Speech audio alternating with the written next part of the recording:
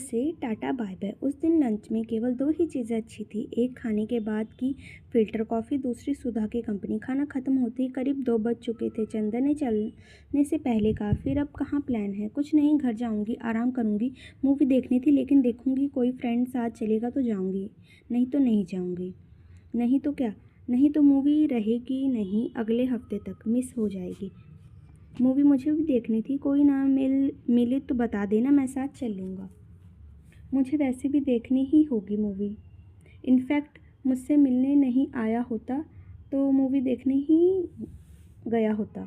अरे मिल जाएगा कोई ना कोई, वरना फ़ोन कर दूँगी। पक्का? हाँ पक्का। चलो फिर चलता हूँ, अपनी शादी में बुलाना। मैं तो शादी नहीं करूँगी, तुम अपनी शादी में ज़रूर बुलाना। डन। और कीप इन टच।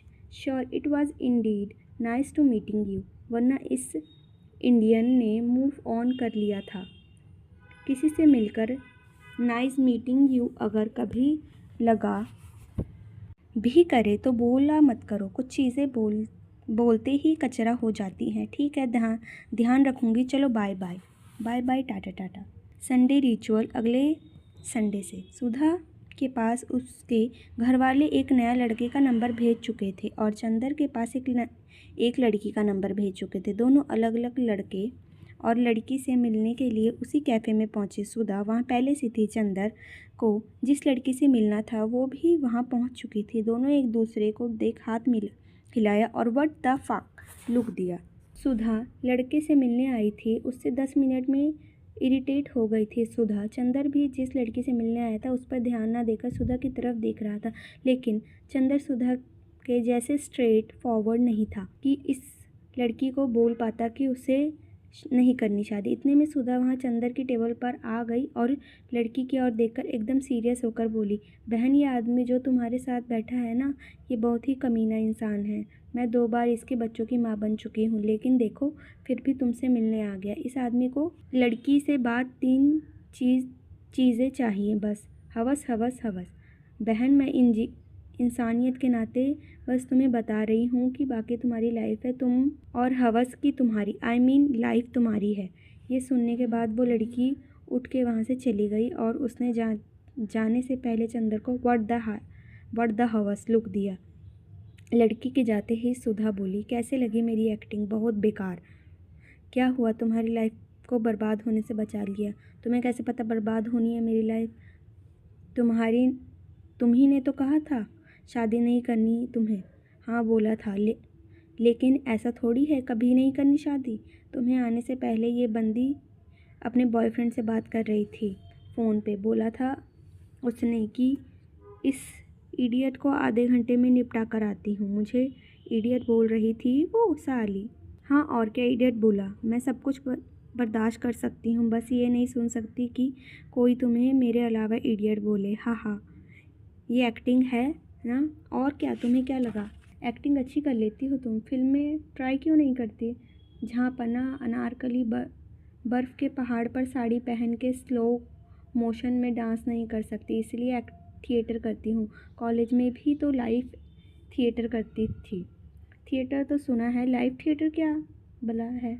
दिल्ली में जब हम लोग कॉलेज में लौटने के लिए बस लेते थे और देखते थे कि कोई बंदा किसी लड़की को परेशान कर रहा है तो मैं फ्रेंड को एक झपाट मारकर शोर मचाने लगती थी। इससे क्या होता है कि बंदा सही में छोड़ रहा होता है और उसकी फट लेती है। हम अगले स्टॉप उतर जाते थे कि चल पुलिस स्टेशन लेकर चलती हूँ, और अगले स्टॉप उससे हम दूसरी बस ले लेते थे। मेरा सब फ्रेंड्स ने बहुत थप्पड़ खाए हैं मुझसे, तो अब नहीं करती थप्पड़ मारने वाला लाइव थिएटर। कभी कभार जैसे कभी एक्टिंग भी ना उस बंदी के सामने, बट अब थिएटर करती हूँ। वैसे लाइव भी एक तरह की एक्टिंग ही होती है, कुछ लोग अच्छी कर लेते हैं, कुछ लोग बहुत ख़राब। एनीवे, जब मेरा प्ले होगा तो बुलाऊंगी तुम्हें, आओगे? हाँ और क्या, पक्का आऊँगा। तो क्या प्रोग्राम है आज? किसी और से भी मिलना है? नहीं, कोई प्रोग्राम नहीं है। प्ले देखने चलोगे? कौन सा? कोई सा भी जो चल रहा होगा। थिएटर की बात हुई है तो प्ले देखने का मन कर रहा है। चलो प्ले के लिए प्ले के बीच में तुम मुझे थप्पड़ लगाकर अपना लाइव थिएटर मत शुरू करना बस। प से प्ले। मुंबई में ऐसे तो प्ले के कई अड्डे हैं उनमें से एक बड़ा अड्डा पृथ्वी थिएटर है और दूसरा एनसीपीए थिएटर। इन दोनों में से एक में अगर प्ले नहीं होता तो समझिए मुंबई दर्शन अधूरा रह गया। सुधा और चंदन पृथ्वी थिएटर जो हो गए। पृथ्वी थिएटर पृथ्वीराज कपूर के नाम पर था, जहां अक्सर शशि कपूर साहब वहीं व्हील चेयर पर बैठे दिख जाते थे और कुछ लोग बोलते नहीं, बस सबको देखते रहते और उनको ध्यान से देखने पर उनकी आंखों में पानी थोड़ा गड़ दिखता था। रोज़ मुंबई स्टेशन पर कुछ लोग नहीं, सैकड़ों लोग, शहर हज़ारों लोग और लाखों सपने उतरते हैं। हर एक सपना जो उतरता है ना कि उसकी कहानी होती है। कोई घर छोड़ के आया होता है तो कोई सब कुछ बेचकर, तो कोई खाली हाथ। ये सारी कहानियाँ कोई सुनना नहीं चाहता और ये हर एक कहानी अपने आप में एक फ़िल्म होती है। मुंबई में एक कहानी से फिल्म बनने की दूसरी इतनी ज़्यादा है कि सपने चलते चलते, भटकते भटकते, ठोकरें खाते खाते पहले ही दम तोड़ देते हैं। रोज़ लाखों सपने मुंबई दम तोड़ देते हैं। फिर यहाँ अगले दिन स्टेशन पर उतरने वाले सपने की भीड़ में कई कमी नहीं होती। थोड़ा अजीब शहर है।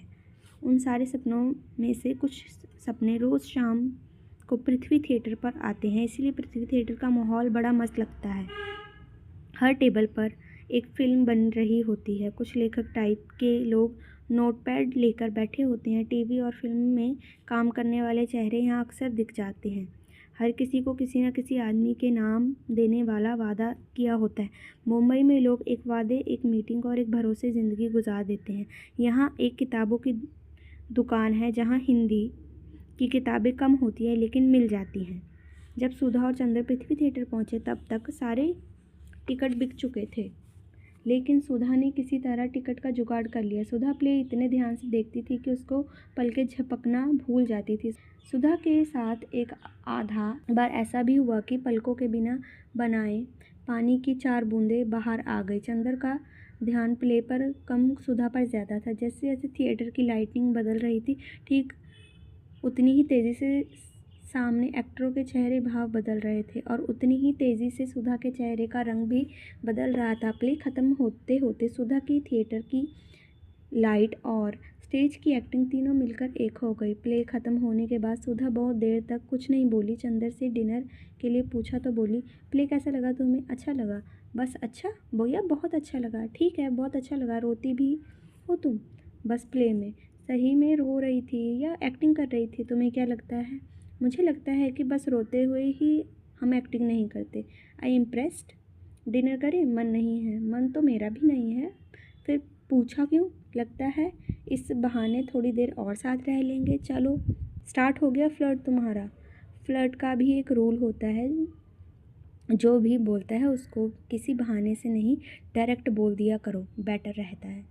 सुधा, क्या हुआ? कुछ नहीं बोला भी, अब बातें बीच में मत छोड़ा करो। थोड़ी देर के साथ टाइम स्पेंड करें।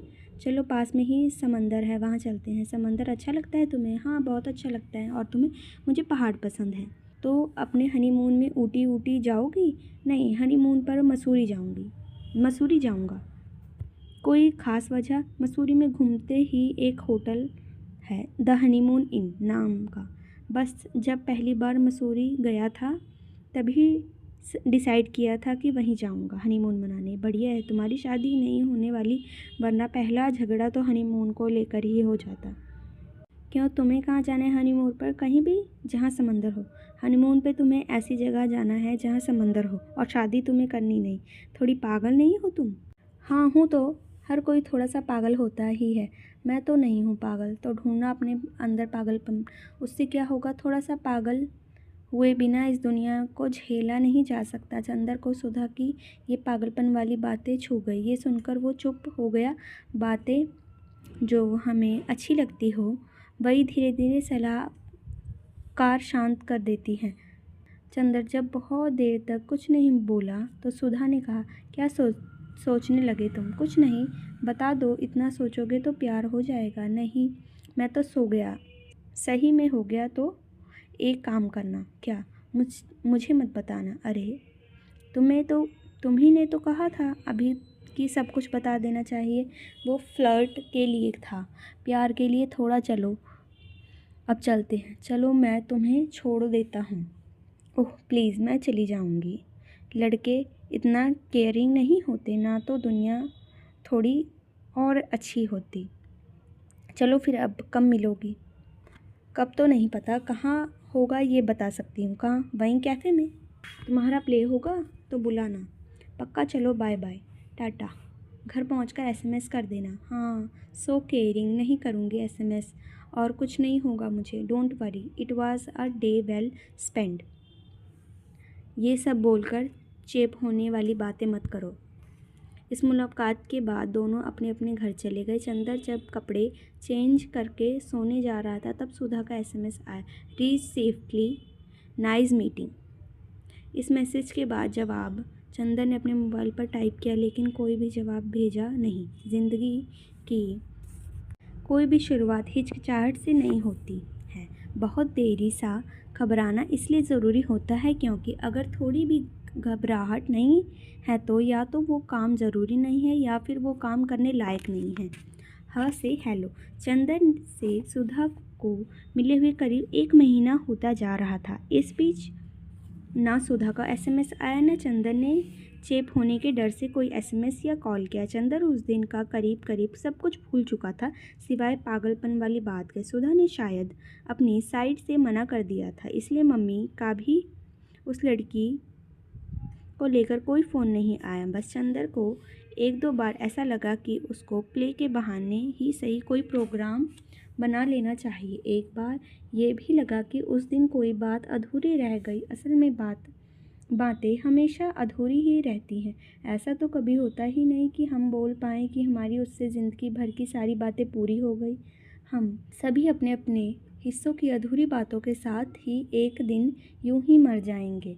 खैर, उससे जो बात अधूरी रह गई थी वो कुछ ना कुछ यूं अधूरी शुरू हुई। एक दिन ऐसे ही रात 12 बजे आसपास सुधा का फ़ोन आया। चंदन ने जैसे ही फ़ोन उठाकर हेलो कहा, उधर से सुधा शुरू हो गई, सुनो, मेरी अपनी